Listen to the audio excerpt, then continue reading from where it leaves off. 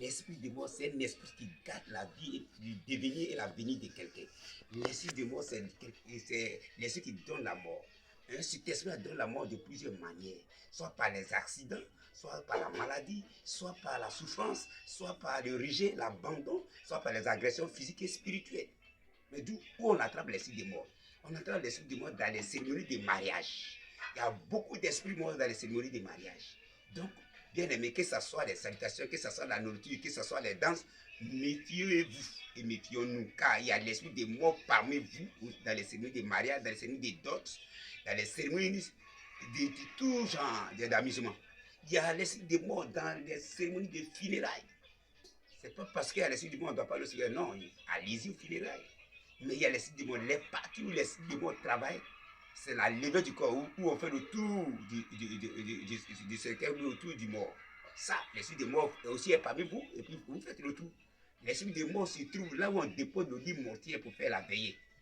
L'esprit de mort se trouve maintenant au cimetière.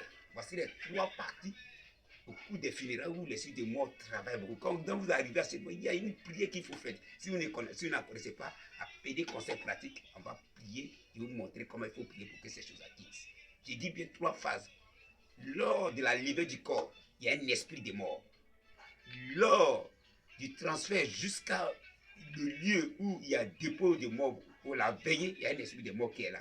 Et enfin, où il y a l'esprit de mort, où il règne beaucoup, c'est au cimetière. Lorsque vous partez enterrer la personne et les personnes. Bien aimé, l'esprit de mort vient sur toi quand toi-même tu n'es pas protégé par la parole de Dieu. Tu vas à l'église, c'est pas mauvais. Mais la parole de Dieu n'est pas en toi. L'onction de Dieu n'est pas sur toi. Le Saint-Esprit n'est pas sur toi. Comment tu peux résister à l'esprit des morts? L'esprit des morts vient sur toi quand l'esprit des morts sait que toi là, il n'y a pas Saint-Esprit à toi.